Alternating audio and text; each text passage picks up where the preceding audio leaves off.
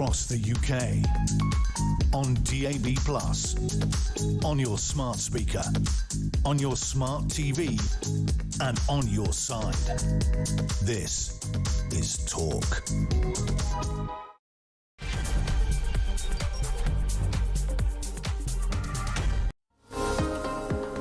Hello and a very good evening to you. It is Talk and it is Petrie and I'm with you for the next couple of hours, and the phone in is back, so at midnight I'd love you to get involved in this conversation, and the conversation is about cannabis, and it is whether cannabis is good or evil, because bear with me, I know it's illegal, right? So I'm not suggesting that anybody take it up, but what I do want to talk about is the sort of mixed messages we're getting about cannabis. One of them is, of course, that it can be extremely useful, put to medical use, right? And the other is we're told that it can cause psychosis in young people and in adults, but especially in young people with developing brains.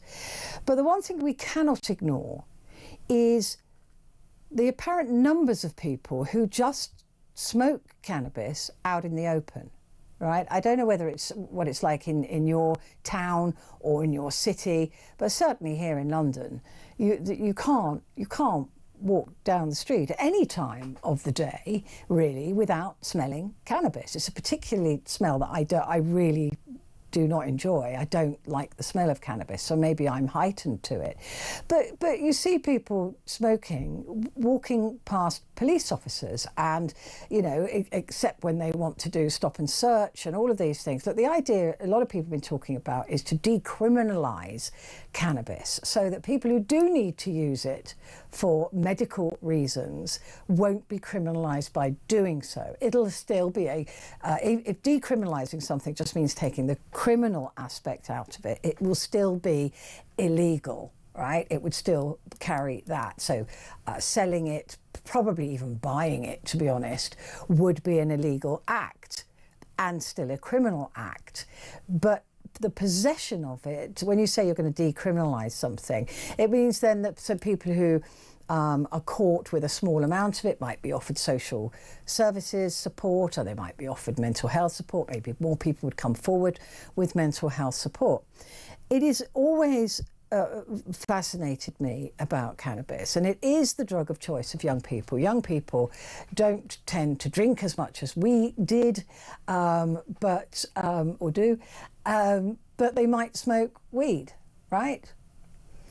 So I want to know from you, if you ever used it, have you ever, I mean, look, we're not a reporting body, first of all. I just want to get that completely cleared up, right? So nobody's going to report you for doing something that, as we stand at the moment, is a Class B illegal drug. That's not the game here, right? So I want to hear from you. Do you think that cannabis is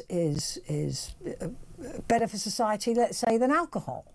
Do you use cannabis? You can change your name as well, by the way, so I won't even know it, right? But we're not a reporting body. We have no obligation to dob anybody in. I just wanted to make that completely clear so that you are completely safe to phone in. But a lot of people are using cannabis for medical reasons. A lot of people are using it as pain relief. It has the reports that are going on with cannabis is that they have that it is better, it works better for certain cases of illness for things than opioids do. So look, this is a really difficult one, and while I'm asking the question, is cannabis good or evil, I am aware that we are talking about an illegal Class B substance, right? But I'm also telling you that you are safe to call because nobody's going to report you to anybody, all right? And we will change your name if you want to. But I'm just really interested as to how people use cannabis, what they think of the use of cannabis, and I'm not au fait with it. So you're going to have to educate me a little bit on things like natural cannabis, grass, I suppose you'd call it, or weed. Listen to me as an old lady trying to be down with the kids. But as opposed to skunk is a word that I hear a lot as well. So could you give me a call, and just so that we know what we're talking about here. Excuse me. The number you need is 0344 499 1000. Also, of course, we are accepting messages. So if you put the word talk and then your message to 87222. So that's the phone in at midnight. Joining us in a little while will be Amy Fisher, former Director of Comms for the Conservative Party. She's going to be chatting with us about she worked at the Home Office, so she'll know about this kind of stuff, right? And the sort of political objection to looking at cannabis in any other way than the way they do at the moment. Also she'll be going through the newspapers for Thursday. So Amy will be here in just a moment. But before that, there was an article in the London Economic today looking at the UK cannabis market. By the way, we are one of the biggest producers of cannabis. I think we're the 5th biggest producer of cannabis in the world. So we produce it and then sell it out of the country. We have perfect conditions, apparently. So we are one of the biggest producers of cannabis. But anyway, some 80,000 Brits currently spend an average of £3,600 a year treating their health condition with cannabis, because the use of medical cannabis is allowed in this country, but such a tiny number of people are able to get prescribed it. The doctors are reluctant, it seems, to prescribe it. So people are going into the black market and into the illegal market to purchase cannabis of unknown origin, I guess, unless you're a specialist in these things. I wouldn't know what I was buying. And potentially putting themselves at risk, but certainly putting them at risk of meeting criminals or partaking in criminal behaviour in order to take this drug medicinally. Cannabis is a psychoactive drug derived from the cannabis sativa plant. It has many positive uses that can help ease chronic pain, multiple sclerosis. I know quite a few multiple sclerosis sufferers use it, and some mental health conditions. But this is what I'm saying. The confusion is already there, right? It's used for some mental health conditions, but it can create mental health conditions. So this is why I wanted to have this conversation. Please give me a call, 0344 499 1000. Well, joining us to talk about this, who actually does know what they're talking about, is Diego Quattroni, who is Senior Lecturer at King's College and Head of the Johnson Psychiatric Intensive Care Unit in South London. It is such a pleasure to see you. Thank you very much indeed for joining me, Diego. This is what I mean about the confusion around cannabis. We're told that it is this terrible substance that has to be classed with other terrible substances as a Class B drug. It was C and was moved up to B. And yet we're also told that it has these wonderful benefits. Where are we with cannabis? I think you made a point, because there is the good and evil within cannabis. Actually, in cannabis there are more than 100 cannabinoids. So the most researched are THC and CBD, and we know THC is the psychoactive part of cannabis, the ones that gives the high to people that use it recreationally, whereas CBD is the part that gives more relaxing effects. And there are many other cannabinoids. So that's why it's difficult to understand exactly the entire range of the effects of cannabis. But I think the most important distinction to do is between recreational use of cannabis and medical use of cannabis. That's the point. Because what, of course, we all disagree is the misuse of cannabis, which is in the context of most of the time the recreational use, and that is most associated with the mental health adverse effects, and particularly, as you said, I run an intensive care unit for psychiatry conditions, and 85% of the admission to my unit are people that use cannabis almost on a daily basis. Wow. So there is a strong association. When you say a strong association, is it then the cause of those psychiatric conditions, because causation is not always, it's not always the same, right?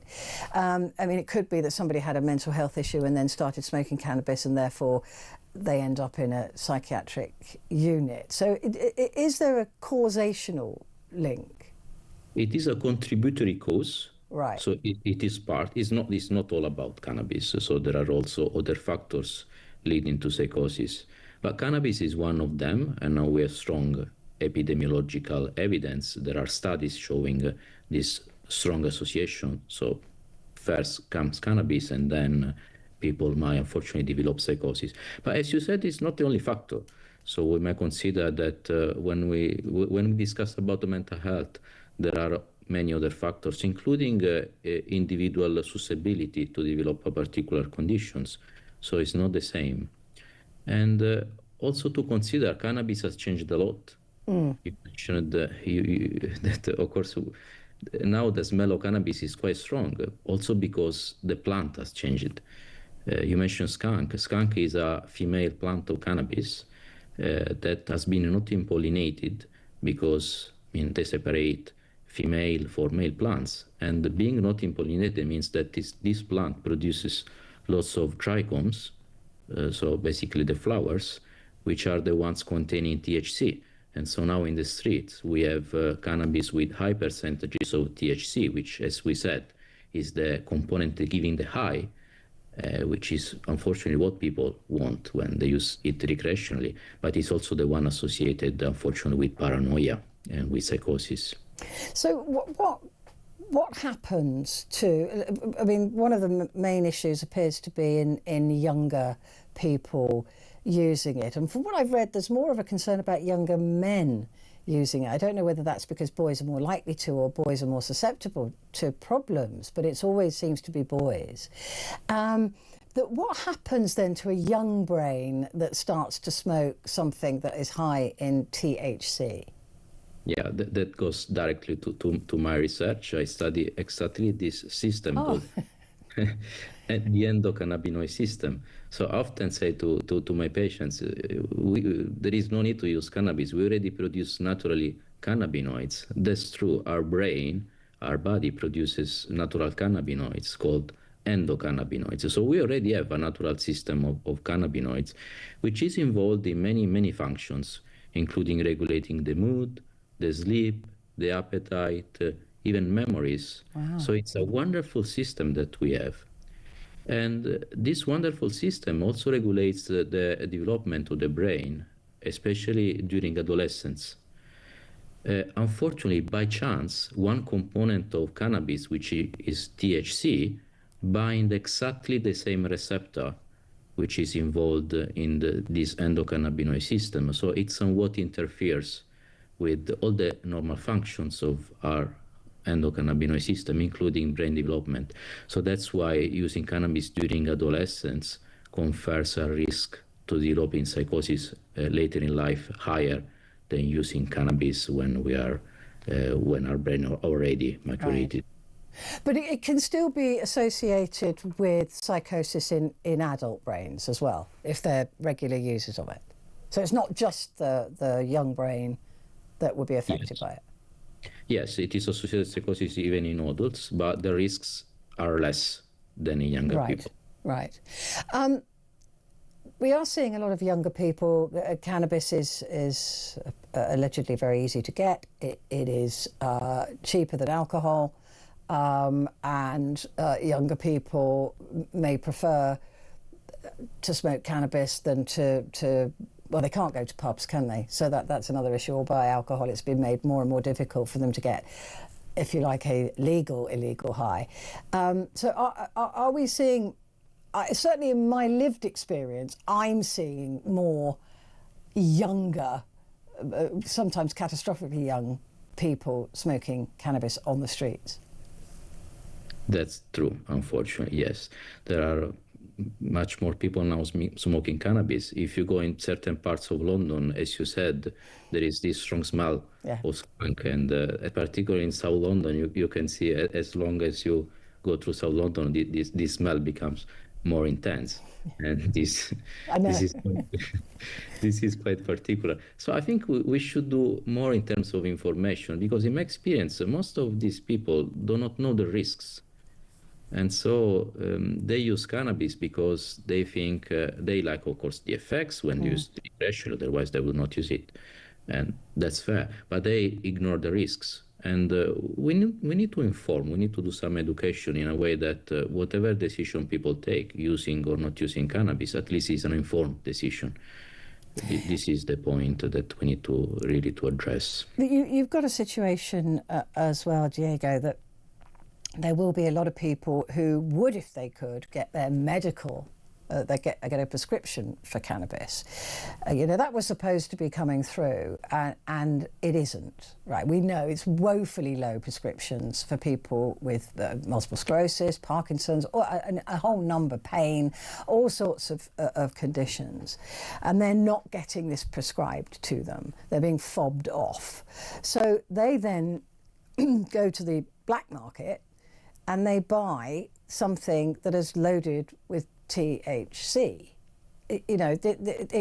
First of all, it puts them in the path of criminals and other drugs, but also it potentially, it's not the right kind of cannabis for them, right?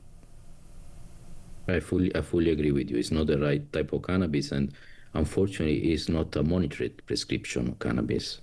So I'm not against medical cannabis, of course. If cannabis can be helpful for any conditions, we should prescribe it.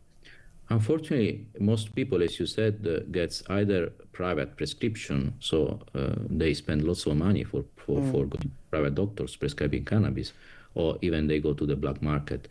And this is due to the fact that NHS has still some reserve on prescribing cannabis. It is possible for a doctor prescribing cannabis in UK in 2018, but only a few really did it as part of the NHS. And the reason is that there are only a few conditions, as you mentioned, some forms of epilepsy and multiple sclerosis. But most of the other conditions for which people require cannabis, for example, pain is one of the most common, or insomnia, we don't have still strong evidence. We don't have randomized clinical trials that show that cannabis products are really better than the other medication. So we need more studies But it would be better for a child with epilepsy to have a medicalised cannabis, a cannabinoid, rather than mum having to go and buy it from, dodgy Dave on the corner. Yeah, definitely, yes. For epilepsy is one of the condition where some cannabis medical products are shown efficacy, and so the guidelines indicate actually to prescribe cannabis. But for example, it's not the same for pain or for insomnia. And so in that case, since there are no really guidelines, the NICE guidelines do not recommend using prescribing cannabis for that. So that's why doctors working in the NHS do not prescribe that, and people at the end of the day have to go to get some private prescription, which is much more expensive. Where do you stand on let's first talk about legalizing it, right? So created, like in America, creating a regulated market where they can balance the CBD with the THC. They can make sure that it's not too strong, or you can buy like in a menu if you want to be relaxed, or you want to be a bit high, or I don't know how it works. I presume that's how it works. But it is a regulated market where it must be safer. Where do you stand on that? Yeah, the intention was exactly as you said, so to regulating the market in a way that it was safer.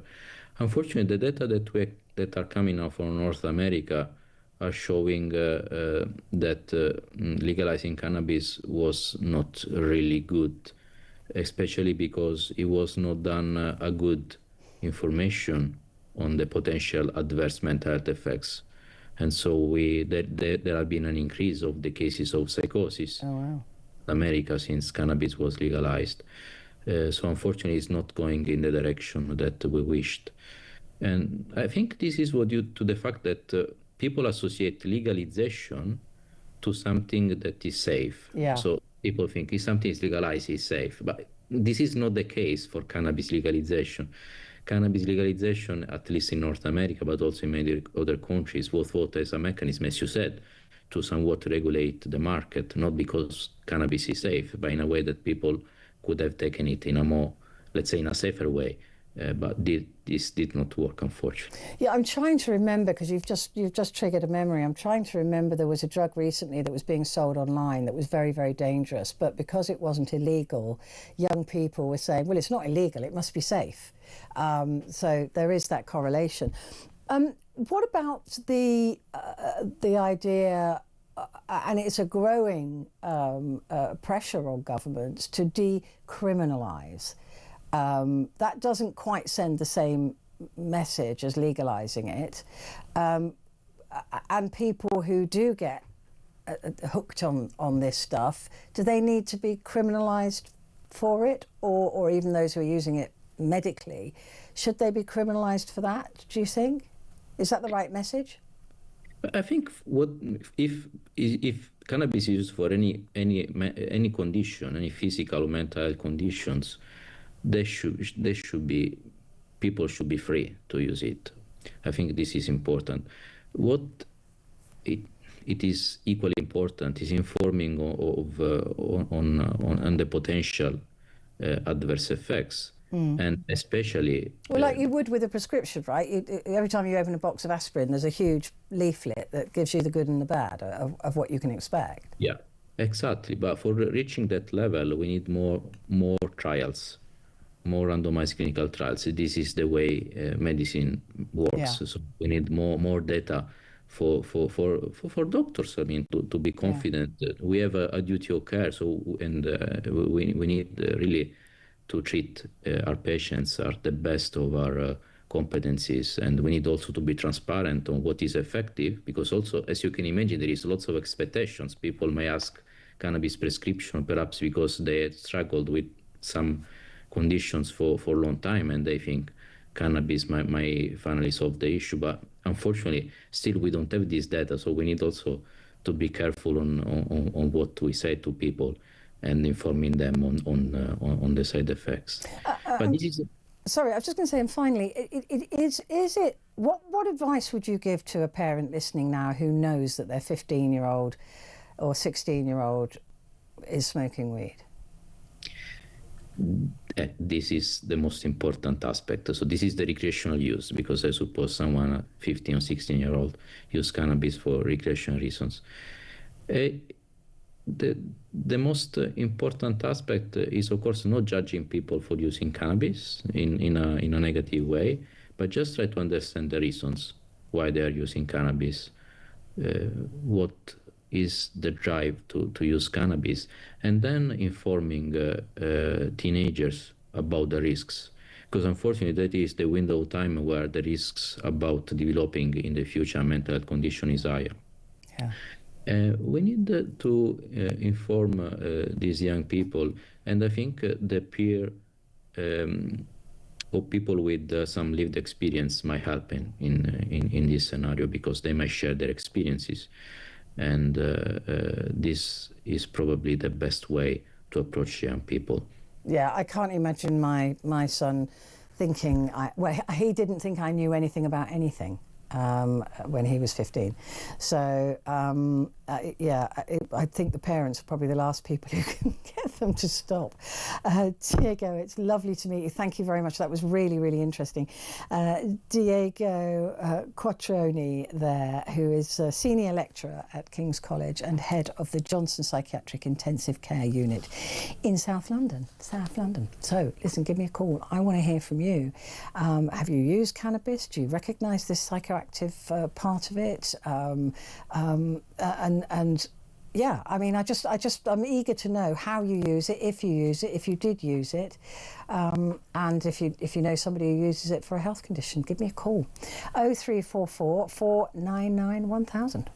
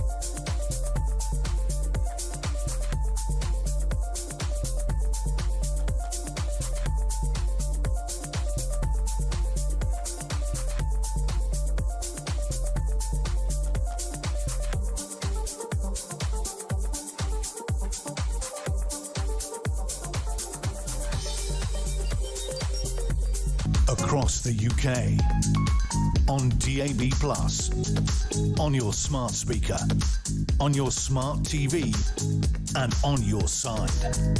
This is Talk.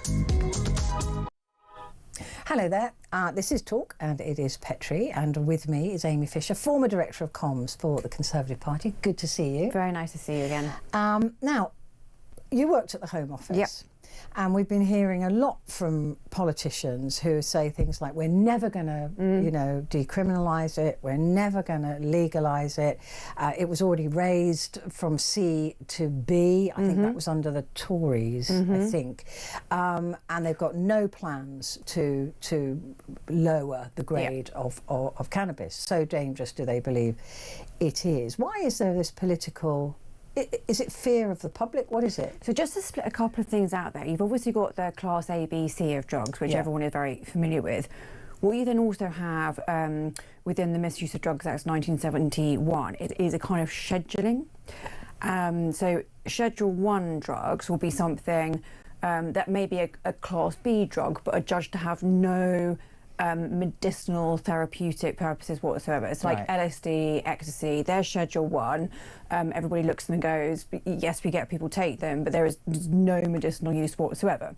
Then in Schedule 2, this is where you have drugs that are deemed to have a therapeutic value. So that's where you will actually get, you know, opioids. So you get the Class A's, like the really, really bad drugs, but actually they're Schedule 2 because they are known to be, well, opioids are the sort of classic basis for a lot of painkillers. And so there has actually, my point of explaining, setting that out, was that actually in November 2018, there was quite a significant shift whereby certain types of cannabinoids were shifted from Schedule 1 to Schedule 2, i.e. it was recognised by the government about 7 years ago, exactly as your previous guest was explaining, that for pain relief, for epilepsy, for multiple sclerosis, they're the kind of big two that people talk about. There can be some therapeutic benefit to medicinal benefit to taking some types of cannabinoids. What does that mean in terms of the law? Because that is confusing, right? Yes, because you're told that it's a Class B, it's an illegal drug, and then you're told, but it's Schedule 2, which if you use it this way, it's... You can't choose to use it. Right. So how the law was changed, as I say, 7 years ago, which was in the wake of, do you remember a little boy? Yes, I do, with epilepsy. Yes, Alfie Dingley. Yes. I mean, you know, Amber Rudd, who I worked for, was actually the Home Secretary at the time, as his parents were petitioning the government to say, look, my little boy has like 30 seizures a day. When we take him to the Netherlands, where you can legally have these certain types of cannabinoids, he has like a seizure, you know, once or twice a week. So clearly his quality of life is being... So they were petitioning, as I say, Amber Rudd, who was then the Home Secretary, to have a kind of dispensation licence to, in this country, be able to, you know, have their child take some of these types of cannabinoids. And that is what resulted in the legal change in November 2018. But yes, essentially, cannabis is illegal. You can't just sort of, you know, decide you're going to walk along a South London street, as again your previous caller was sort of saying that, yeah, indeed, the whole of South London does smell a bit sort of funky. I mean, I'm not being pejorative about South London, I'm a South London girl, but there is absolute truth to what he said. But just because, as I say, a change was made recognising in some cases a therapeutic medicinal use of cannabis, hence putting it, albeit a Class B drug, but putting it into the Schedule 2, that doesn't mean that, you know, you can just go out and buy some. So what's the point of putting it into a different schedule? Because it allows the for research and medicinal purposes, it allows it to be used. Whereas previously, prior to November 2018, in this country, no one could do anything with it legally, research-wise, medically. Right, oh, I see. So that was actually quite a significant change, as I say, happened about 7 years ago. But having set that out, as the politics of it, no, I don't see any government of any hue anytime soon ever looking to legalise it more widely, i.e. for recreational use. I just don't see any government They're not doing persuaded by the things I was saying to Diego, you know, things like you know, you could regulate it. It would be less dangerous. There'd be less THC. The government would make money out of it. You know, that would be taxed. Sure, and people say, you know, and actually, you know, isn't it less dangerous than you know, alcohol or tobacco? But to a couple of those points you've made about, you know, being able to regulate and all the rest of it. I mean, look, tobacco, as I've just said, you know, is, you know, you can go and buy a packet of cigarettes. I think you have to be over 24. Well, they've whatever the age limit is now on buying a packet of, you know, cigarettes. That doesn't stop the contraband trade of cigarettes. So just because you kind of legalise something, in no way removes the fact that people will still try and make, you know, a cheap buck off of counterfeit. No, but when you look at the numbers, if you the London Economic is saying that people are spending £3,600 a year buying on the black market, Right. medicalised for medical reasons, their cannabis, that money would go.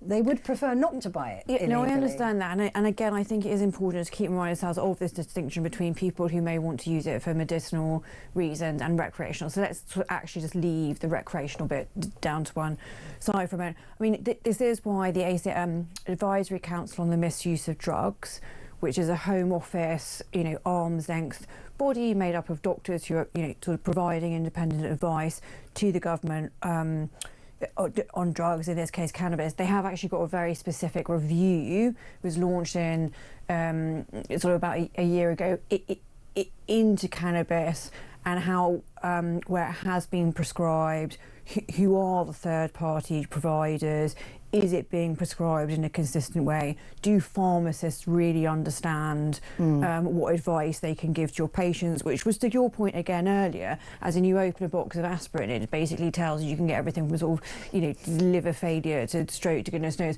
what, and actually are pharmacists able to then, you know, talk patients through it? So I think certainly where cannabis, in the Schedule 2 sense of being able in this country, legally able to now look at it for research purposes and prescribe in some specific cases, I think we are probably going to see, you know, an extension of that. As I say, it's only been 7 years that you've been allowed to do any of that. As more is understood, as I say, as more of the review of the framework, you know, which doctors are prescribing it, to who are pharmacists understanding it, do patients understand what it is they're doing when they're taking it, I do see that probably widening and it becoming more easily accessible for people, for the pain relief or for those other, you know, schizophrenia and some of the other things that we've sort of mentioned. I do see that widening and continuing to broaden out on the ever moving in a kind of US direction. You know, I think it's about 24 states in the US have basically said go for your life. Yeah, go and buy it, put it in your pasta, you know, cook with it. Apparently that is a big thing in the US, is just sort of cooking with it. I don't see the UK ever particularly touching with the legality of recreational use. But is that fear of not being brave enough? Is that just going, look, you know, because I know that Sadiq Khan, not a person I appreciate, London Mayor, he would like to see it decriminalised, not legalised, and it is a clear distinction. Because technically he's responsible for policing in London, which is absolutely shocking, so that would make his life a little bit easier. Yeah, and the police are saying, look, it's not up to him to set the law, we will obey the law of the land and we will continue to do what we're doing. But it feels to me like it's almost like they've lost their grip on it, and police are taking up a lot of time on it, and so if they decriminalised it, suddenly there'd be more time for the police to do other jobs, because it's like we've said, you go anywhere and you smell it. Yes, I mean, I think the police at the moment obviously do exercise discretion. Well, they walk past people. They walk past. I mean, that's why I sort of stumbled over the word discretion, because actually blatantly ignoring somebody doing something that is illegal. You know, sits rather ill with me, because I don't quite want to get into the when I say thin end of the wedge, I am not saying that cannabis is a gateway drug. And actually, if you pick up a spliff, you're suddenly going to be, Shooting up heroin, crack cocaine, the next week. That is not the argument I'm making. When I say thin end of the wedge, it is about something, it is illegal.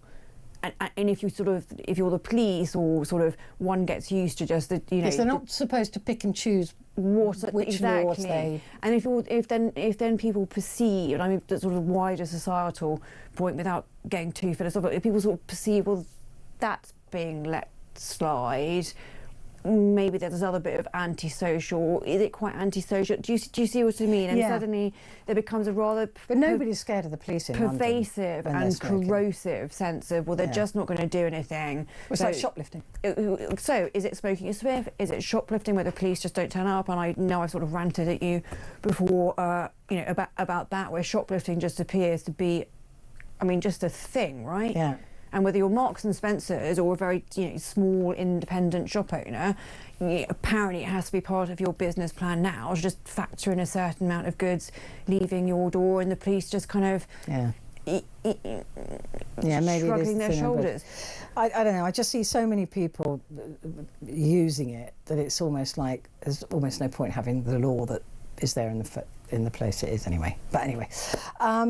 Give me a call. That phone in is coming up at midnight. 0344 499 1000. We're going to take a break, and then Amy and I will go through the papers.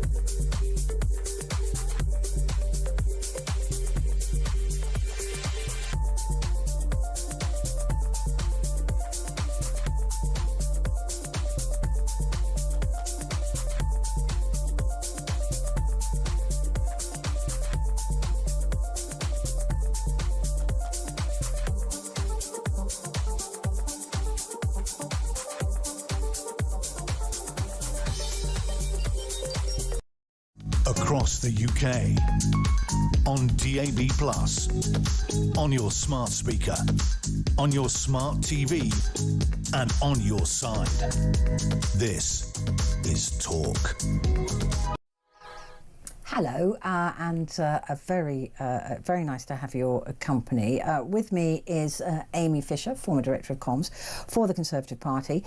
The Sun newspaper, Amy, going big on this deported one in, one out migrant sales straight back here from France in a dinghy. So this is what a lot of people did say to Keir Starmer is going to happen. You can remove them, but if they're hell-bent on being here, they're going to come back, and they have. Look, when the Sun does a headline well, it does it well. Yeah. So they're big kind of, no sea-related puns and standard, but their splash of "come again." Yeah. The kind of play on what, come on. seriously, come on. Plus the fact that the guy, I think it was an Iranian who was deported, literally a few weeks ago, has made his way back here on a small boat, the same way he came in the first time. I also think this was under the Labour's, much shouted about scheme of one in, one out. I think he was actually the third guy to have been removed when it got up and running. So, it really is, it's all just a bit of a farce. There now seems to be, where it now seems to be going, and this chap who's come, back in for the second time, seems to be claiming that he can't stand, and this is where I sort of slightly rolled my eyeballs. He seems to be claiming he can't stay in France because he wouldn't be safe there, because the smugglers who brought him over the first time know who he is. So he's sort of...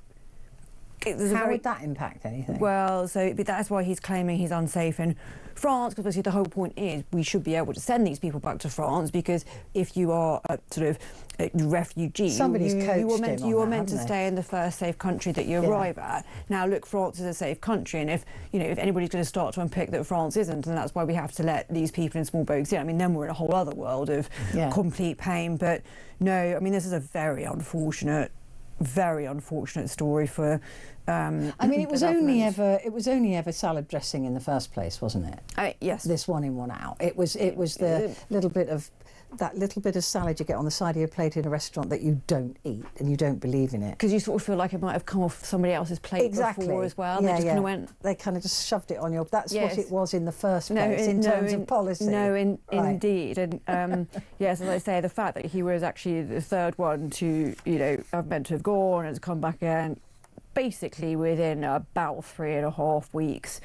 I mean, it just shows the ridiculous nature. I mean, look at they've got it again on the side. Asylum boat farce. Other papers have used exactly the same sort of words on their front page, because I mean, it's quite difficult to look at that with anything other than a literally come again. Yeah, it is absolutely pathetic is the word I would use. We're going to skip over and go straight to the Daily Mail. Again, it says La Farce.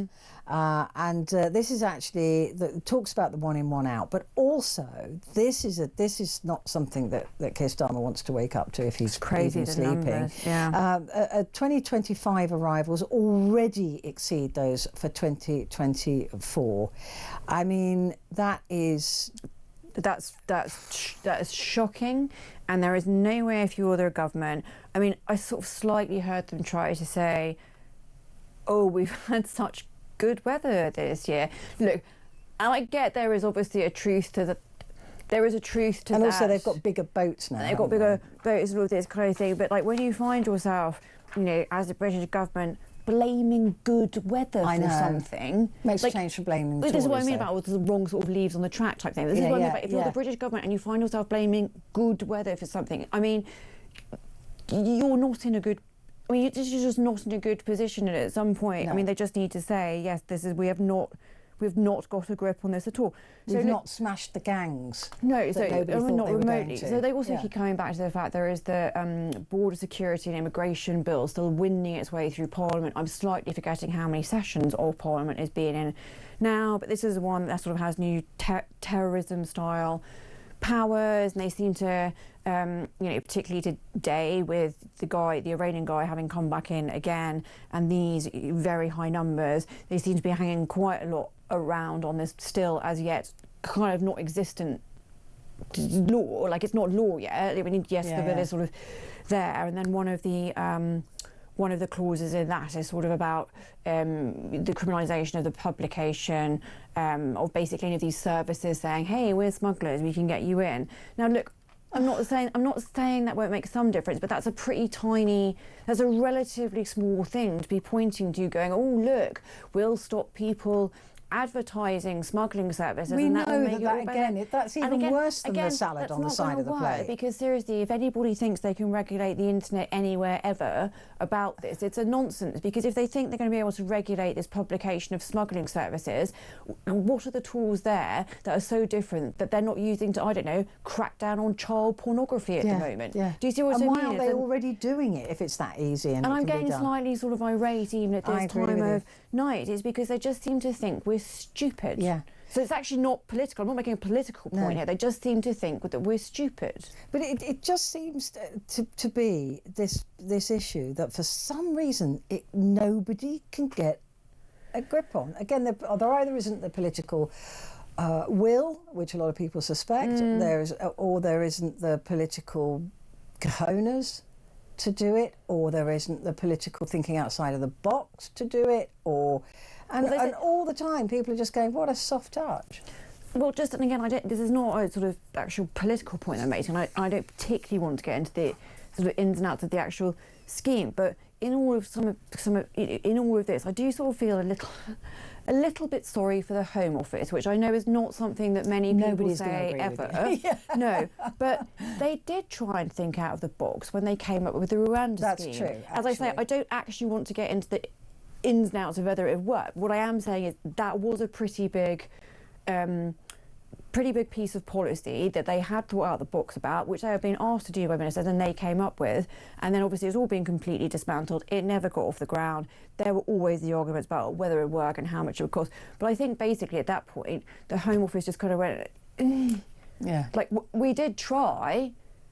And there was supposed to And be... now what do you want us to do? Yeah, Keir Starmer was supposed to be doing deals with the Balkans. Why the Balkans? I've no idea. In order to send people there. That's just collapsed. Nobody wants the people... No, they don't. I mean, they've got their own issues, It was obviously right? the previous government that did actually manage to do a deal with the Albanians, Yeah. who, by the way, are fantastically criminal. And it was a previous government that did that. So I think, you know, this government were trying to replicate some of the success of that, but just haven't been able to. And again, I don't think what I'm saying is particularly political when we have got these numbers, which are astronomical, about, you know, more having come here already at this point in October than for the whole of 2024. We've got this guy who was the third person under the flagship scheme to have been sent out and come back in again. There have been no further return deals signed with any country. So I mean, as I said, I don't think I'm being particularly politically critical when I say this issue always was going to be an absolute thorn in the government side, any government side. And they've had nearly 16 months and nothing, not one thing. Nothing has come of it. We're going to smash the gangs, which everybody knew was nonsense. There isn't a plan. No, it is, and people really are. I think the entire country, is getting. Even if you are somebody that I am, I agree with the refugee programme, I agree with asylum, but we're all looking at this and going, come on now, this is not acceptable. It's literally the start. It's a free-for-all. Come on, it's the start. You know, come on, what is going on here? It's a free-for-all. And sometimes you almost have to have almost a bad plan is better than no plan. Yeah. Do you know what I mean? Yeah, I like trying to do something as opposed to this, which just makes us look so weak. It is. That is what it is. It looks so weak, and of course this feeds into perfectly for Nigel Farage and reform, because he's saying I categorically will do something. I mean, the Tories said they would, Labour said they would. You know, everybody says they will. I don't see why reform is any different to any other party that said they will and has failed to do so. But still, people are thinking, look, well, we've given the Tories a chance, we've given Labour a chance, we might as well give these guys. Yeah, and that you know, there's a lot to be said for that, sort of throwing things up in the air and seeing where they fall. And let's have a look at The Guardian. Fresh turmoil as the candidate for chair quits toxic grooming gang inquiry. I mean, talk about not being able to run a bath. No, this has gone so spectacularly badly. Why? How? Well, the government was sort of press ganged into setting up this inquiry anyway. Do you remember? Yes, but it shouldn't have been. It should have. No, it shouldn't. Yeah. No, it shouldn't have been. But my point was, it never had a very auspicious start, whereby for months the government kept resisting. Oh, we don't need it. Pressure. We don't need it. We've already had, you know, the Alexis J review and all of this kind of thing. So it was already on the back foot from the very start. Now what we've had over the sort of last 36 hours, 48, is one person after another stepping back from it, be they, in this case, the latest chap who was sort of potentially going to be leading it, Jim Gamble. He was a former policeman, which some victims have been very upset about, because they're saying, well, look, the police and social workers, like the system was part of the problem anyway. You know, I was dismissed as a child prostitute, they didn't take me seriously. So there's one bit of it of kind of people who would be leading the panel or being part of the panel just stepping away, just disappearing into the mist over the last 48 hours. And then there's the other just hideous part of it, which is these accusations as to whether the government was trying to water down or expand too far out the remit of the inquiry, which was in its conception meant to have been about the grooming of essentially white girls by certain ethnic groups of men. And then that has then run into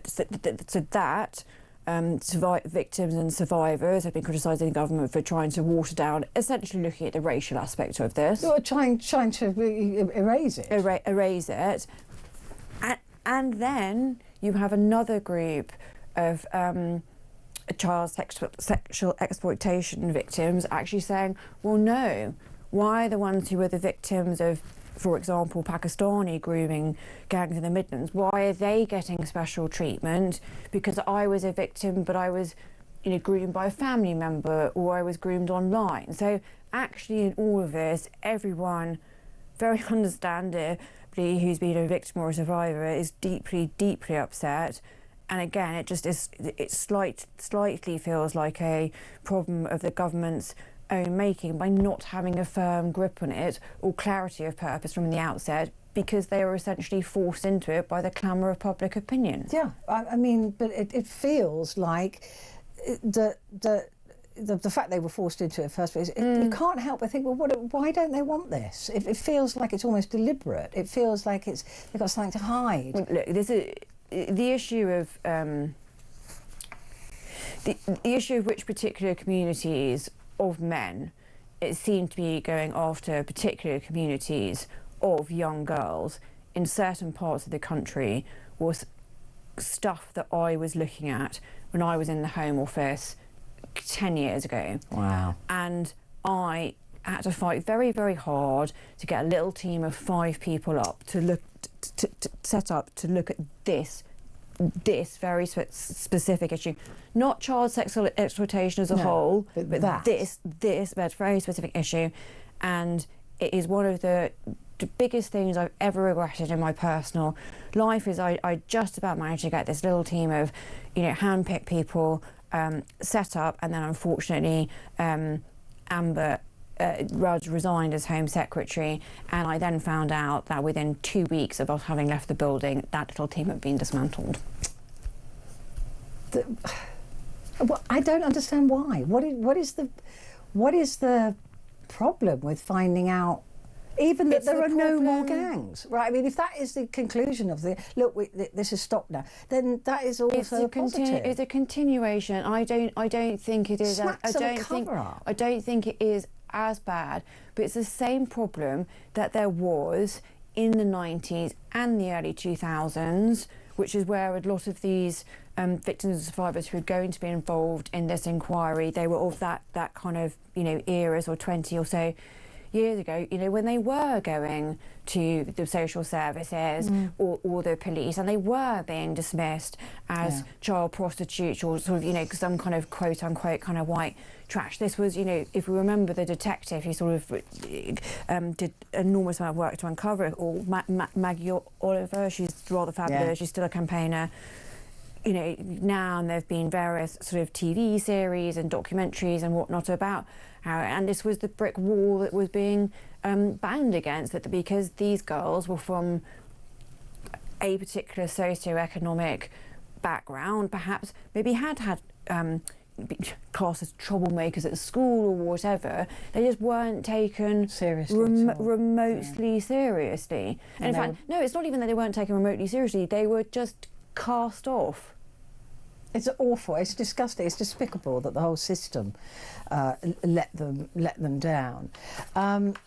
We're almost out of time, so I'm just going to look at the Star. Are you watching this Traitors? God, I have to. You always ask me. I always sound like such a curmudgeon sound because I don't really watch much television. So I'm aware of the Traitors thing. It's actually really good. I have heard that, and then it's been leaked who the traitor was, and then everybody's very upset. There's a traitor at the BBC, surprisingly not, and we're going to find out who actually. But people take this very seriously. I know. I don't want to know. Okay, well, it's Amy. Thank you so much. It's been brilliant to see you. Nice to see Back with the phone in just a moment.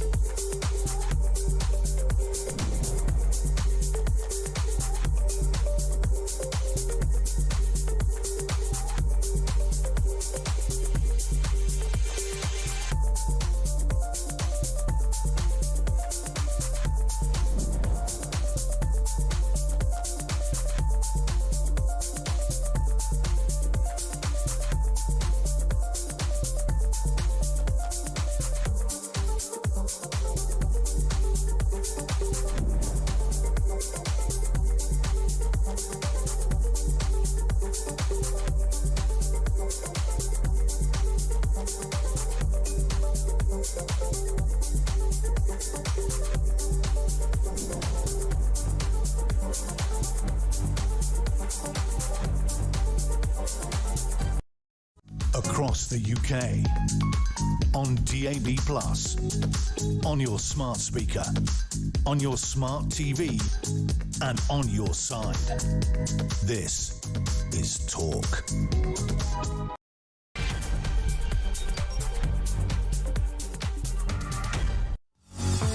Hello there, and a very good morning to you. It is Thursday, the 23rd of October, and we're talking about cannabis use this morning because there's been a report out looking at the UK cannabis market, and some 80,000 Brits currently spend an average of £3,600 a year treating their health condition with cannabis. So they're using cannabis medically, and they can't get a prescription from the NHS because maybe it hasn't been approved for their particular condition, or there is an unwillingness to prescribe cannabis, right? So the medicalised cannabis, they can't get that, so they're turning to the black market or to the illegal market in order to purchase their cannabis there. And I was asking questions earlier about how is it that cannabis, on some hands we're told that it is brilliant for some mental health conditions, we're told it's brilliant for epilepsy in children, for example, in some cases of epilepsy, probably not all. And yet in children it can cause a psychosis. So I was speaking to a specialist about that earlier on in the programme. Really, really interesting. If you missed it, you need to listen back to it. His name's Diego Quattroni. Really, really interesting. And there is this sort of confusion a lot around cannabis. But look, the one thing that I'm not confused about with cannabis is that it appears everybody's using it. I mean, you can barely walk down a street. I don't know what it's like in your area. I certainly just know I live in Shepherd's Bush in West London. It's pretty much the odor Shepherd's Bush. It is cannabis, right? Everywhere you go, it just stinks. And I've also noticed younger and younger kids smoking it. And so it seems that the genie's out of the bottle. Almost the laws we have around cannabis, it seems to me, I mean, look, it is illegal. I have to keep saying that. I'm not encouraging anybody to use it, but it is illegal. It's a Class B. But the laws around it seem to be utterly pointless, don't they? I mean, what's the point when it's so freely available? Kids can probably get cannabis easier than they can get alcohol. Not that they should be getting either, right? But they can.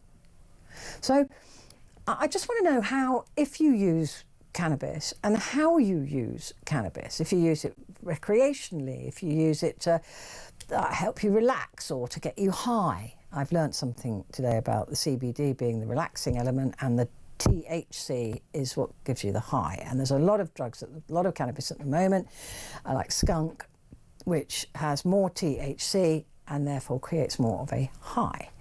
But in America, of course, you can select your cannabis according to how you want it to make you feel. So if you wanted a cannabis to relax you, you could walk into a perfectly legal shop in 24 states, and you could say, look, I want a cannabis with high CBD, but very low THC.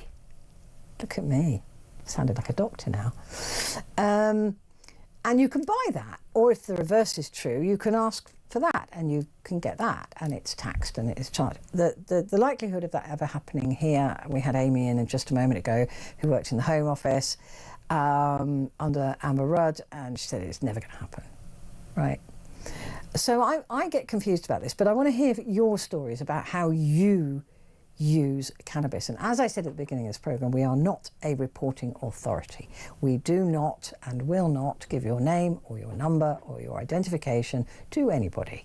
We are not required to, and we won't do it. So even though this is an illegal drug and we are discussing it, you have nothing to fear by calling in and discussing it, right? Nothing, I promise you. And if you change your name, I won't even know what your real name is, because they don't tell me from in there. So give me a call, 0344 499 1000. And I've asked a very simple question that's on the screen there. You know, is cannabis good or evil? What do you think? give me a call. Oh, you can also send a message, 87222, put the word talk up front, and it'll come through to the studio. So there you go. Kevin has called from Boston. Good morning, Kevin. Hello. Hello. Yeah.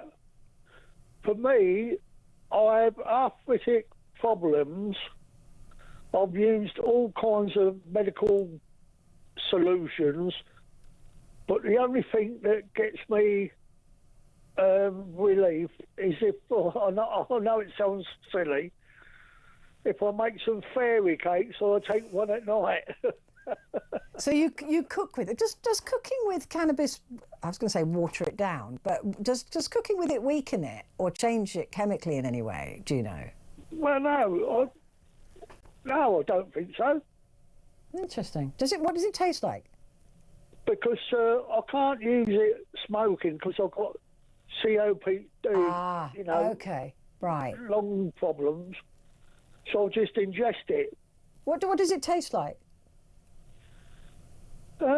Just tastes like a fairy cake. Does it? A bit of extra. A little bit of extra. Have you accidentally let somebody else have a fairy cake? No. No. Kevin, how did you discover that with your arthritis, which is a horrible autoimmune response, a bodily response, right? Very painful. Yeah, but the thing is, if it is skunk, I won't touch it. I'll just have the normal cannabis. But are you sure? Okay, so you don't want it with the too high THC, right? No. That's the stuff that gives you the high. But how do you know what you're buying? Talk me. I'm fascinated by this because you don't sound like a young child. I'm going to say you're an adult. How do you know where to buy it? What is the process of doing that? Well, I've got associates that sell it. Right. And then if it smells very, very strong, I won't touch it because it's probably skunk. Oh, so you can tell, can you? Just by... Yes. So do you call these associates, meet them down the pub, dodgy street corner? No. I know people that supply it, so when I want it, I'll just have it. But I'm not... What I will say this, I am not an addict.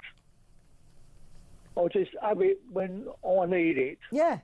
Look, I know that I do know people who take it for medical reasons. I'm aware of people who do that, so I'm not going to even go down that path with you. I completely take your word for it.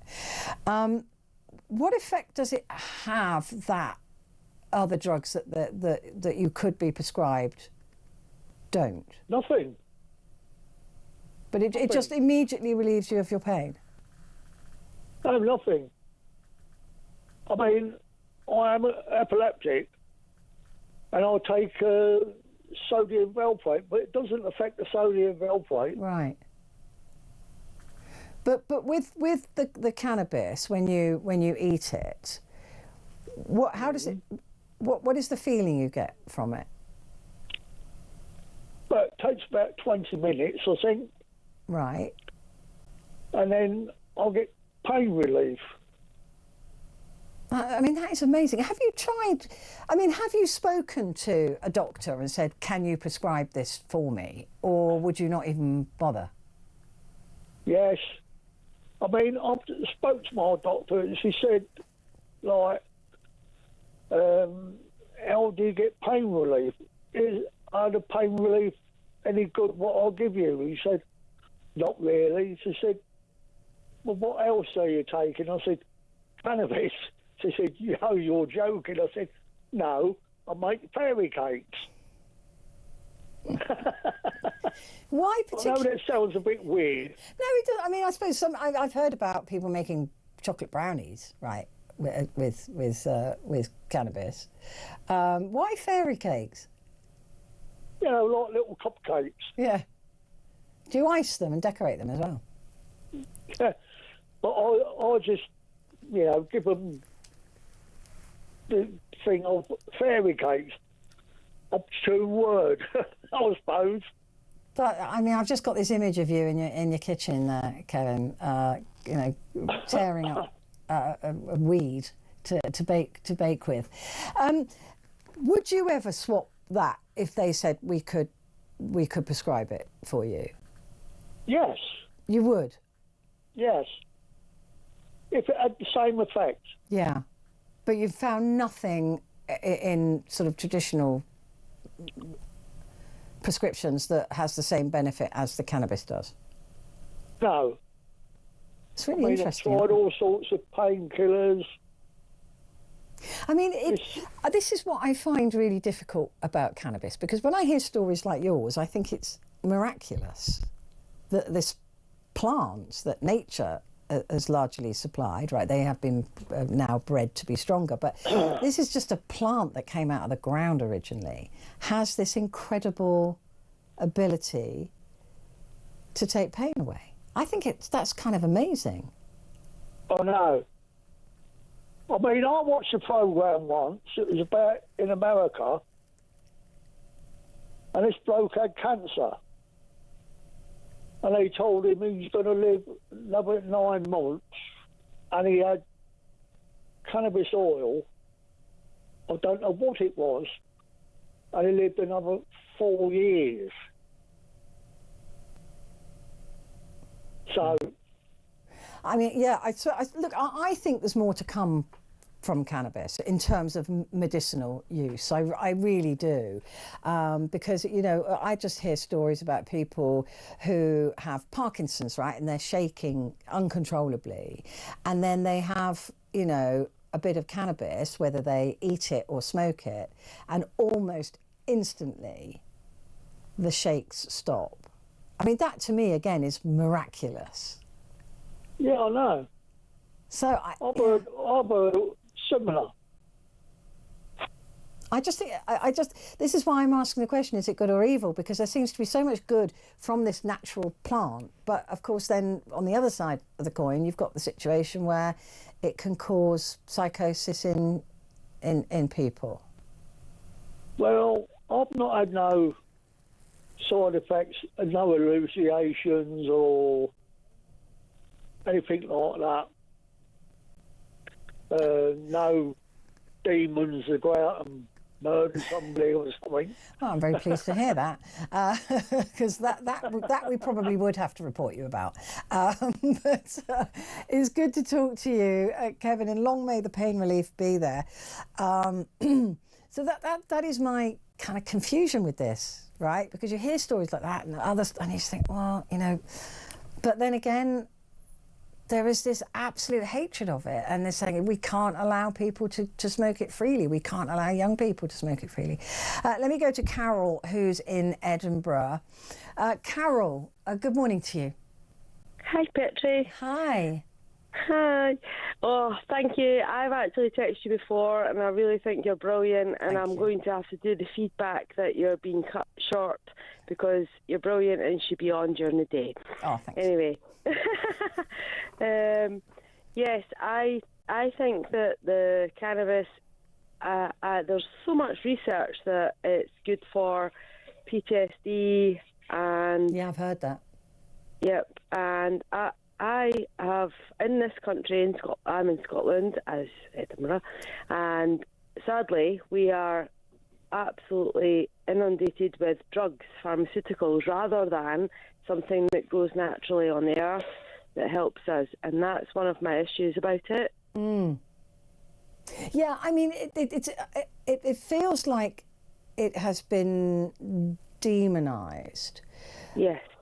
Or not researched properly, or enough. You know, I mean, if you look into the history of cannabis, it was because the hemp that comes from cannabis as well is an incredibly strong, creates an incredibly strong material. And the story goes that the cotton farmers in America were so worried about hemp because it was cheaper to grow, it was cheaper to turn into material, that hemp would outpace cotton. So they started saying dreadful things about that cannabis in order to to push it away from being used as a plant, if you like cotton. So I've heard all of those stories and read those things as well. But look, I get that it's illegal and it can be bad, but then there seems to be a lot of good that it can do as well. Yep, 100%. And the amount of good that it can do for, rather than pharmaceuticals for health is immense. And I do think for especially trauma, PTSD, rather than pharmaceuticals, antidepressants that can cause a lot of damage to your health, I think it's much healthier. And hemp, as you say, has so much different uses other than just... It's incredible, yeah. So much, yep, so many different uses that I don't understand why they're not growing that. Everywhere in fields with, the carbon capture from that as well is immense. My partner's always telling me about that. Yeah. Yeah.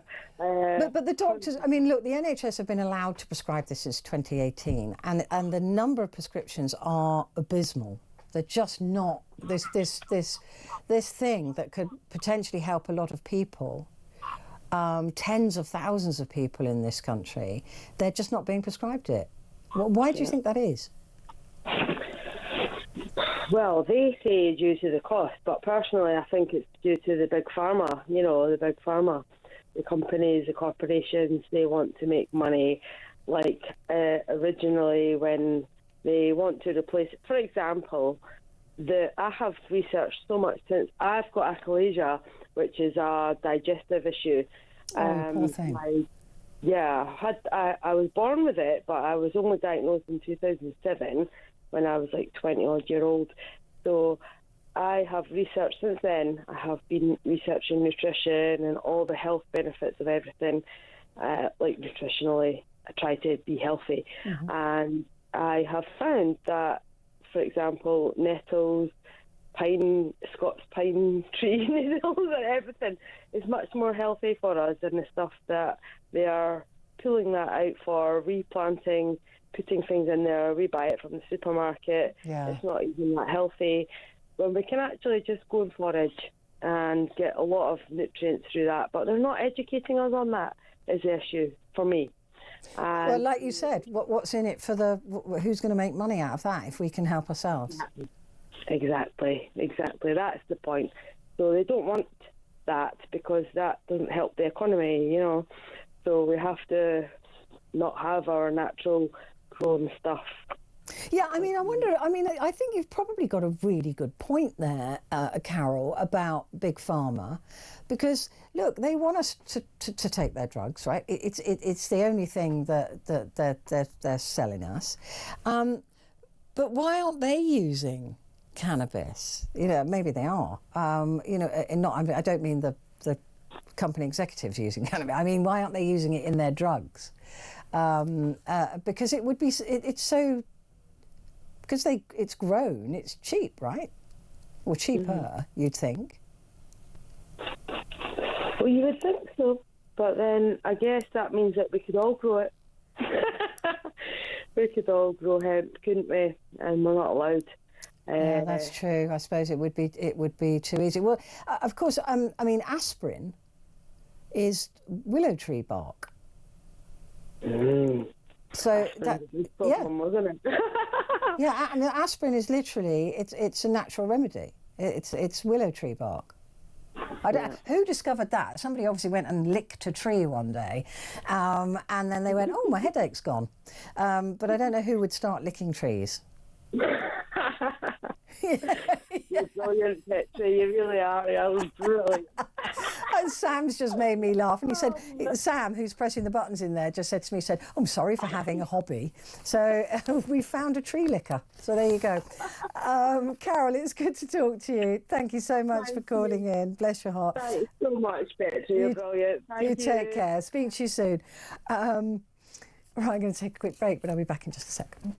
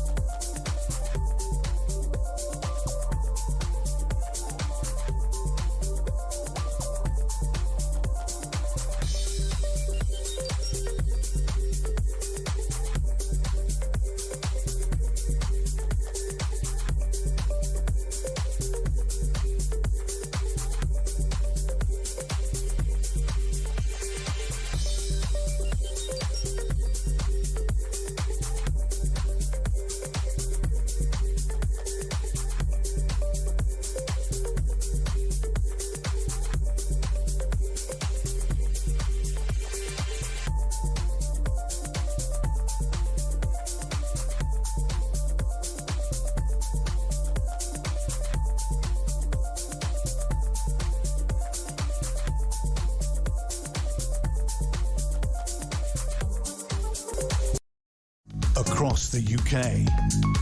On DAB+, on your smart speaker, on your smart TV, and on your side. This is Talk. This is Talk, and it's Petrie, and we've got loads of calls and loads of messages. Let me just read a few of those messages for you. David says that all medicine comes from plants and then are synthesised. Is that true? Is there not just a bit of chemical mucking about? I don't know, I'll take your word for it. Such as our HRT originally coming from yams. What? Why didn't I know this? Every day's a school day. HRT originally came from yams. That's fascinating. The issue is that cannabis is cheap and it isn't a money spinner. Yeah, I think that Carol hit that as well. Note, I've never used cannabis, but I am ex-Big Pharma project manager, David, in the Cotswolds. David, that I'm going to be down a rabbit hole when this programme's over because of you. Because I'm going to be looking up yams and HRT and plants and medicines, and that's going to be your fault that I'm still awake at 5 o'clock in the morning, so thank you. But thanks very much indeed for the message. Aaron says, I personally don't like smoking cannabis as it makes me paranoid. Saying that, I have smoked plenty in my younger days. I used to smoke it and then take diazepam with it, and it didn't make me paranoid while taking them as well. It relaxed me. And as for it being legal, it should be for over 18s, as the war on drugs doesn't work. It's our body. We should be able to put in it what we want. Nanny state, leave us alone. And that's from Aaron. And I actually don't disagree with that. But maybe I'd raise it to 21. But yeah, I don't disagree with that. People still smoke, right? That wouldn't be legal now. If it was somebody came up with tobacco now, alcohol wouldn't be legal now. And yet you're allowed to have that with impunity, aren't you? I've messed up my screen somehow. Hang on a minute. There we go. I can now move that. Sorry, I'm not very technical. Jack says it offers medical benefits like pain relief and anxiety reduction, and many might enjoy it for relaxation and creativity. Legislation is making it more accepted and regulated, which can improve safety. But on the other hand, there could be concerns about cognitive impairment, especially in younger people, and the potential for dependency or negative mental health effects. I think it's all about individual experience. Some might find it helpful, while others may face challenges, and that's from Jack. But I guess, I suppose it's the same though with, well, I don't know, probably not with alcohol, but you know what I mean. Then that's a personal choice. And Kaz says skunk cannabis is way too strong and no good. I do use CBD though. It's great for the joints. No pun intended. That's actually quite funny. Well done, Kaz. Made me laugh. My mate destroyed a whole party with her hash brownies one night. You know who you are. Right, thank you for those. Listen, do you want a chance to win 100 grand? £100,000 tax-free. It's our biggest cash prize yet. 100 grand. Completely tax-free. It could be yours if you're the lucky winner who gets picked to come to London on November the 13th this year, November the 13th 2025. For a chance to win that huge prize, have a listen.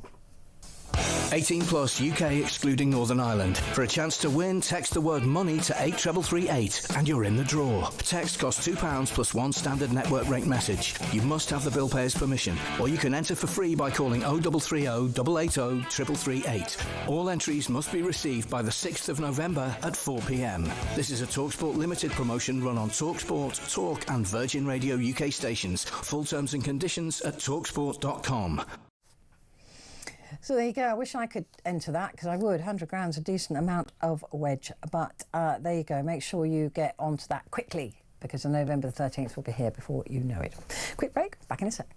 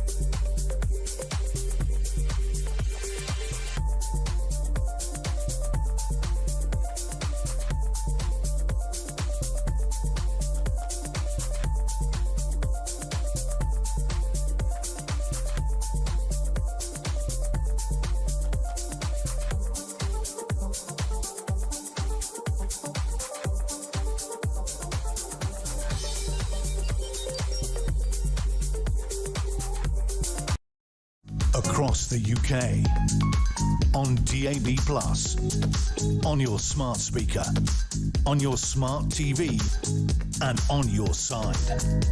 This is Talk. Hello there, this is Talk, and it is Petrie here with you until 1 o'clock, and we're discussing cannabis. And the question I'm asking this morning is it good or is it evil? Because there seem to be quite a few medical benefits to using cannabis in various degrees, and it appears to be the CBD rather than the THC. And there are different levels of those in each of the variants. But it does seem to do a lot of good. So I'm just confused as to why, as it's been suggested, why it isn't legal for people to choose to use it after a certain age, to be determined, 18, 21, even 25, whatever, when it's considered that you've got an adult brain as opposed to a developing brain. And because it should be choice, we are supposed to be free people, and why it isn't more used medically. This is a really interesting question to me, because it's a natural plant and it seems to do some good. I will say again, I have to say this, for Ofcom rules and things, it is illegal to buy or use or be caught with cannabis. However, we're not a reporting authority, so you can call me and we can talk about it. Diana is in South Wales. Good morning, Diana. Morning, Petra. First-time caller. Great to speak to you. Whereabouts in South Wales are you? Not far from Cardiff. I'm in the little town of Newport. Oh, I love it, because I lived in Monmouth for a while. Oh, then you know you're the ugly sister of Newport, then. Yeah, I definitely do. And also I worked in Cardiff at the BBC for a while. Yeah, I love that part of the world. I absolutely love it. It's gorgeous. Anyway, enough of reminiscing. Diana, tell me what about cannabis? So I'm 47. Mm-hmm. I tried my first ever one at 14, and I tried one. It was very, very nice. And I never touched it again then until I was in college. Right. It became more of a social circle thing then, Yeah. But to be fair, I really, really enjoyed that compared to drinking. Drinking and alcohol and me do not mix very well. Obviously, when you're younger, you try all the things that are out there. And I found that cannabis was my choice. It felt like a nice little warm blanket when you had a smoke, because that was the only thing. You don't see many people fighting when they're. No. No. All you want to do really is we used to call it monging on the sofa, when back in the day you would literally just go into a couch lock, as they call it, and you'd chat with friends, and go and have a bowl of munchies, and it'd be great. But a lot of people have said, the cannabis is stronger now, and it is. But back in the day, it used to always be hash. Right. And so it wasn't as chemically enhanced and all of those things as it is today. No, it was full of plastic bags. Yeah. It used to have everything in it, because it was illicit, and it was coming from continents, going through all the old Moroccan routes and everything else. Mm-hmm. And it'd be handmade in some village somewhere from the plant. And, it had bits of blue plastic bag in it and everything. But, and then that started to dry up, and green started to take over then, as we called it back 20-odd years ago. And green is just the actual dried plant? Yeah, that's the flower, the plant.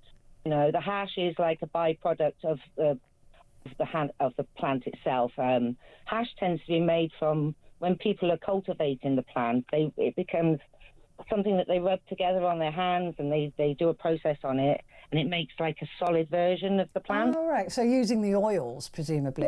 Yeah. You basically make a concentrate into what they call hashish, which is what was always around, and probably what people like the hippies and all were smoking back in the 60s and 70s. But what I found was a bit of a shame was that disappeared, and bush, the green, we took over, and that's strong stuff. You know, problem is about the lack of medical cannabis. I believe, personally, is that it's just not advertised enough. So people don't know they can go to their GP and ask for it. That's exactly it. Yeah. When you do go into the medical cannabis arena, there's masses of different clinics to choose from. Really? Oh yeah. I mean, I'm with a legal clinic. I'm prescribed medical cannabis. I have been for the last year. And what form does that take? Are you allowed to smoke it, or is it in drops? No. That's a condition of use. Right. You can have it in different forms. You can have the dry flower, which is what people would call the skunk. Right. You can get it as an oil, which you can vape in a pen. Right. I believe they are also going down the route of edibles as well. But I don't know so much about edibles. Are a bit edibles, unfortunately, can be a bit unpredictable. So those are when you talk about edibles, you're not talking about fairy cakes like we were discussing earlier, but you're talking about the gummy sweets. It can be in any form. You know, it can be it can be a cookie, it can be a cake, it can be a butter. Oh, okay. Lots of different forms of it. You know, it's such a versatile plant, and I think it's such a shame it's demonised. What's to stop you taking the flower head and smoking it? Because it would breach in my medical prescription then. So what you would do is you would actually use it in a vaporizing machine. Right. So what it does is it doesn't combust the flower. It just heats it. Yeah, it heats it so you don't get the combustion of ash, which is what is obviously the bad part of the smoking it in a traditional joint. Ah, right, okay. Mm. But presumably you could if you wanted to. But you could if you wished, but then you're not taking it in the true sense of taking it as you should be. And I'm not saying that people probably wouldn't do that. But, it's not the sort of thing you buy on the street. This stuff is premium. It's not cheap. No. And it's probably grown in the UK. We're one of the biggest growers of medical cannabis. So when you went to your GP, and only tell me as much as you want to, right? Because I'm incredibly nosy. So you went to your GP, and how did you get it? I didn't go through my GP. Initially, it was the old Relief, which is quite a big clinic. You've probably even seen some of them advertised. Relief was one. They were very, very expensive to set up for. And I found them a little bit unreliable. That's something else to note in the medical arena, is supply isn't always constant. Right. It was saying about grown in the UK. Not all of them are grown in the UK. A lot of them are grown in the USA, the Netherlands, other places that have got licenses, and then the clinics become dispensaries. So they have the supply come in, whether it be UK-based, Canada-based, USA-based, Netherlands-based, and then they put them out on their blog, I suppose, is the best thing. You then have a medical assessment with a doctor. They can either suggest a strain for you, or you can base it on your own use and preference. Then it took a couple of months to find the right strain, but once I got the right strain, it's brilliant. I can't. So basically, you go to one of these the private clinics. Yeah. Do you mind asking how much that costs you per prescription? It was so for example, if I'm getting 30 grams a month, which is about a gram a day, then you're looking 270 to 280, depending on postage. Whoa, that's quite a lot. If you were to, you wouldn't be paying that. Yeah, if you were buying it off on the street, a lot less, half the price. That's morally not right. That's not right, is it? Yeah, I know. Why would somebody do it the legal way? Pardon? Why would somebody do it the legal way?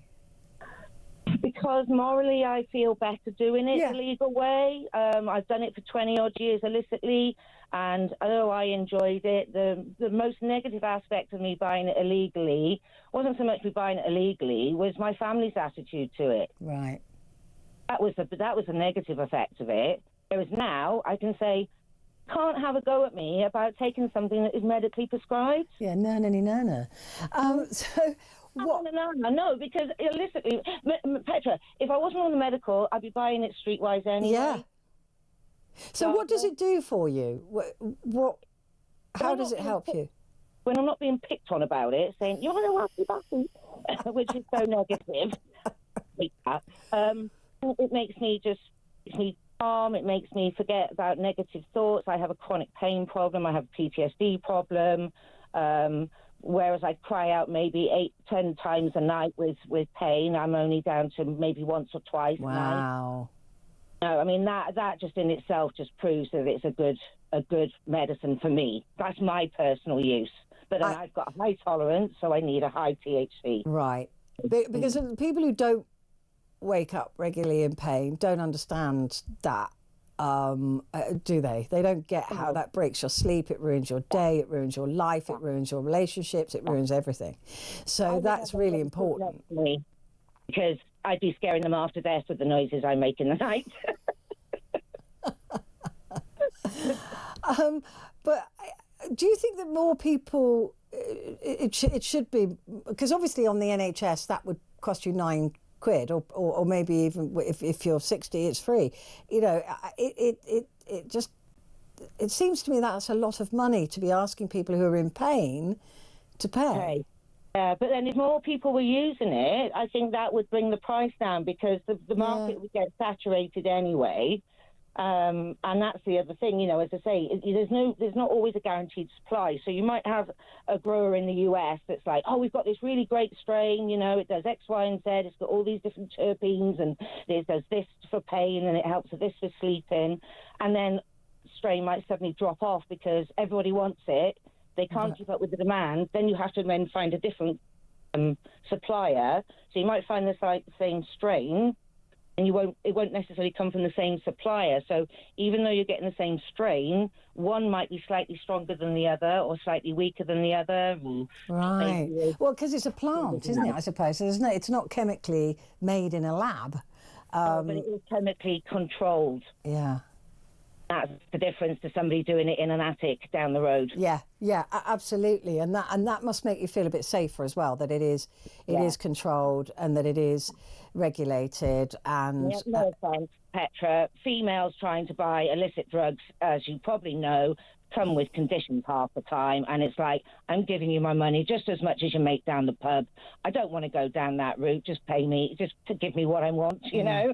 Whereas now I don't have to do anything like that. You know, it's all legal and above board, and it comes through my door and it's delivered by the Royal Mail. Thank you very much. That's amazing. I love you. Where have you been? Why haven't you phoned me before? Because I'm supposed to go to sleep now. No, don't do that.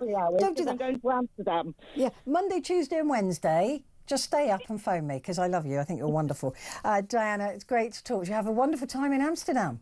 Oh, thank you very much. And like I say, weed is good. It's just that, unfortunately, people's stigma, like that poor man with his fairy cakes. I felt so sorry for him when he said, but I'm not an addict. I know. Immediately having to sort of justify it. Yeah, I know. It's such a shame, isn't it? But listen, you look after yourself, Diana, and I hopefully will get to speak to you again very, very soon. Just before we go to the break, Dave is in Manchester. Good morning, Dave. Hello. Hello. So, cannabis, good or evil? It depends on the person. Right. Well, you know, can you control yourself? It's like chocolate, hamburgers. You know, it's how much. You know, if you're not going to control yourself, then. But is it addictive? I mean, or is it habit forming? Yes. Oh, it is addictive. Yes. I mean, the thing is that pot smoking, for me, being a musician, so it's you know, part of the occupational hazard. You know, getting into drinking and smoking weed and. And have you always smoked weed? No, I mean I haven't smoked anything since about 2012. I don't smoke. No. I'm a recovered cocaine addict, so it's people say, oh, cannabis is a gateway drug. It's not. It's to do with the individual. I know plenty of people who smoke pot, and I actually grew it as well for a while. But did you? That was good. But one of the things I noticed about weed these days, when I was enjoying Diana's, she knows the stuff actually. Yeah, she does. Yeah. A lot of the stuff that they're smoking these days is it does the opposite of what we used to smoke weed for. You know, some of the stuff they smoke now is you might as well be taking speed.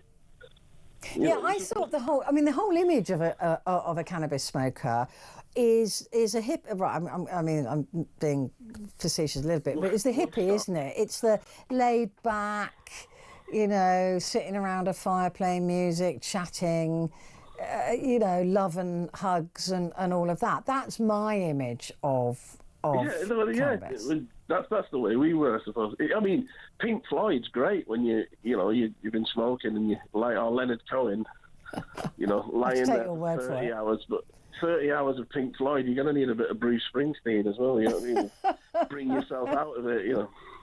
So you say you don't believe it's a gateway drug, and yet did you go from cannabis to cocaine? Well, I did, but it wasn't because it's just. I just got into, doing coke, and then obviously, that is very addictive. But, I drank too much as well, and coke and alcohol. Alcohol always seems to be, it always goes. One of the things you got to be careful with cannabis and alcohol is if you get drunk and then smoke cannabis, you tend to start what they call whitey, and you go pale and start throwing up. But it just has this weird. The fact, with cannabis is it has a medical effect on your body, and it's bound to mess you up after a while. If somebody takes it for medicinal reasons, then that's fair enough. Mine's purely recreational. That was So it does have. I'm just going to say, I've never quite understood why people take cocaine. I haven't taken it. I don't know what it does. But from what I've been told, if you've been drinking and then you take cocaine, it just sobers you up. So what's the point? That's what a similar thing that me and my friend were talking about is because he still loves smoking pot, and he suits it as well. He's that hippie kind of guy. Right. He paints. He lives in Devon, and he paints, and he's got this view of the beach. I can see him. I can see him. I've got him. Yeah. I've got him. Yeah. Yeah, and he's not. He goes to work. He gets to this. The other part of it as well. It can really sort of affect your life because it makes you tired. Right. In my experience anyway, because you can become too chilled out. But anyway, what I was talking about is I started bringing coke to his house, and we'd smoke weed and then do coke, and we started saying, "What? Why didn't we just sit there and do nothing?" We all of that money, and you're completely sober. Yeah. Just sat there completely lucid, we're not writing any songs here. But, do you remember Bill Hicks, the comedian? Bill Hicks? Yeah, I do, yeah. Because he used to say, he said something like, not only do I think cannabis should be legal, I think it should be mandatory, and he was talking about people being, he said if a fight starts, and a policeman walks over and says, why don't you smoke that? And, just calm down, yeah. Yeah, calm down. I think in that respect, I think a lot of people might need it, And there might be less violence, to be honest, if it's the cannabis that's high in CBD as opposed to THC. Then would everybody just be really relaxed? The CBD oil. If I could just. So basically, a very good friend of mine. He died about 12 years ago. Now we used to call him the keeper of the forest because he grew it all. He grew this great stuff, but he was completely obsessed with weed, but one day he felt unwell, and he was riddled with, he got lung cancer. And gosh. But on the other side of it, a friend of mine just down the road, also called Dave, he had leukemia, and he was really on death's door. And then a friend of his got him a load of CBD oil, and he was taking that, and he's completely clear. Yeah, I do hear this a lot. I mean, I haven't seen any evidence of it, but anecdotally, I hear these stories a lot, and I do think that cannabis, although it's illegal, has probably got more to offer than we know right now. It seems to be quite miraculous in a way. Yeah. Taken medically. Oh, certainly. If it's I think that's the that's the thing, is that it's. So I think it's beyond that. I think the drug trade, full stop. I don't think there's no stopping it. No, not at all. It's like Keir Starmer with his smash the gangs. It's like, what are you talking about? Rubbish. He's great, isn't he? Great. Just wonderful. Dave, you're wonderful. Thank you for calling in. I love talking. It's really appreciate it. Great conversation. I'm only going because I've got to take a break, but I will be back in just a moment.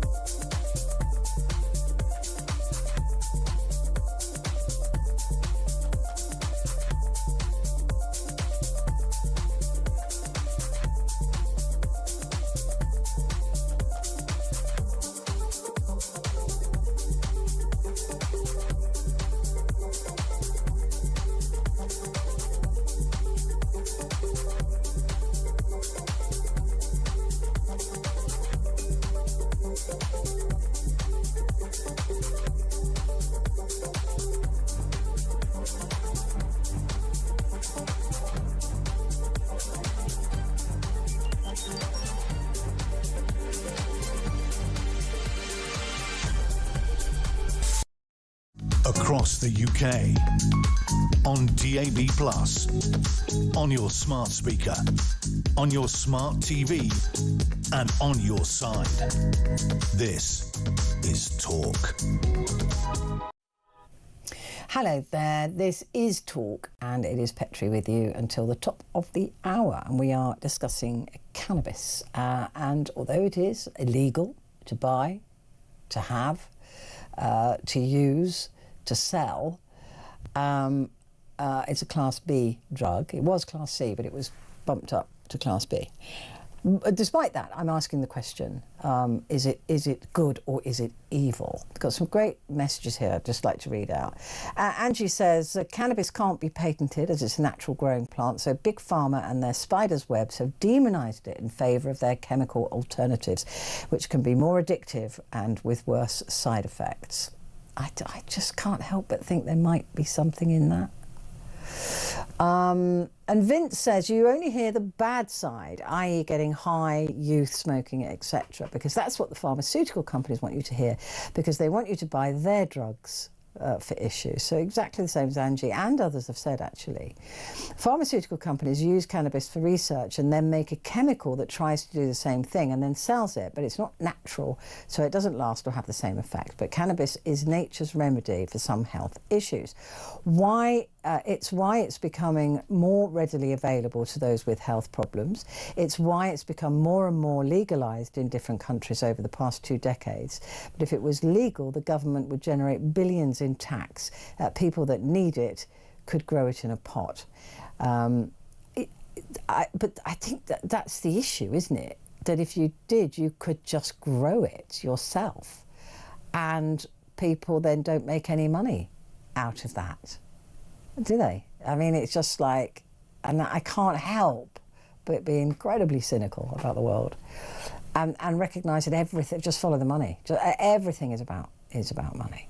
Although I do have to point out that the use of cannabis in young people has been linked to psychosis and psychotic episodes and mental health issues through adult life. So it is, you know, it has to be stated that it's not good for everybody. Like every drug isn't, right? You'll be allergic to some people are allergic to you know, chemotherapy. So, you know, I suppose it's just we're all individual, chemically made up individually, and we react differently to different drugs. So it's not, I'm not going to sit here and accept that it's safe for everybody, right? Because that would be irresponsible, indeed, to say that. But I do get the point about Big Pharma, and I can't help but follow the money in everything. Right, Alan has called from London. Hello, Alan. Good morning. Hello, mate. Hello, how are you doing? I'm doing fine, thank you. Well, realistically, I guess I am. I mean, I've had a lot of strokes and stuff, and I'm recovering slowly. I'm in a lot of pain always. Oh, gosh, you poor thing. Are you on warfarin and all of that? No. Well, they chuck me loads of stuff, but it doesn't matter because I smoke so much weed that it makes me feel good. Yeah, but you need your blood thinners. Don't stop taking your blood thinners. Sorry? Don't stop taking blood thinners if you've had strokes. I don't do that. No, I don't Good. stop taking Good. it. I take Good. everything as per requested, you know, as per prescribed. Good boy. So talk to me about the use of cannabis then. I started when I was 13 years old. Right. Then when I was 18, I was suddenly on TV, quite famous, so I gave it up. I couldn't handle it. Then I lost my life, 3 million quid down the drain, band broke up and everything. Right. Didn't smoke for 20 years. Went to Copenhagen, lived out in Copenhagen, had a wonderful time there, best place in the world. Lived in Christiania for a long time and started smoking again. Never stopped since. Only painkiller that works, only thing that will balance me, perfect stuff. But most people can't handle it and they shouldn't be allowed it because they go completely crazy, especially first time. You've got to learn how to deal with it. Yeah, because you at 13, that's very young. Yeah. Has that played into any mental health issues, do you think, in your adult life? I did worry about it for some time, yeah, I did have a problem. But then, like I said, after a long time you get used to it and it doesn't affect you that way. And now all I get out of it is the real good painkiller effect, and it stops all the pain and stuff. So what about the strength of cannabis? Many people have mentioned that cannabis has changed over the years. It's become a lot stronger. It's been chemically enhanced. And it's totally mad. You can get really strong stuff, and you shouldn't use it. Right. First time when it's available, if you start on that stuff, you can go right down the bend real easy. So it is about knowledge then as well. It's about information and knowledge and knowing Absolutely. what. Yeah. You have to know exactly what you're doing. And anybody that sold it to you, if it was legalised, which it won't be, if it was, they should grade it. You should only be allowed to go up to certain strength. I mean, that's what they do in the US, and that's why I think that's a sensible solution. I can't let you go, Alan. So. You've fed me a little tidbit. Who are you? You were famous. What were you famous for? I can't really tell you that. I used to be someone I'm not anymore. Can you tell my team so I won't tell anyone? Well, you can look me up on YouTube.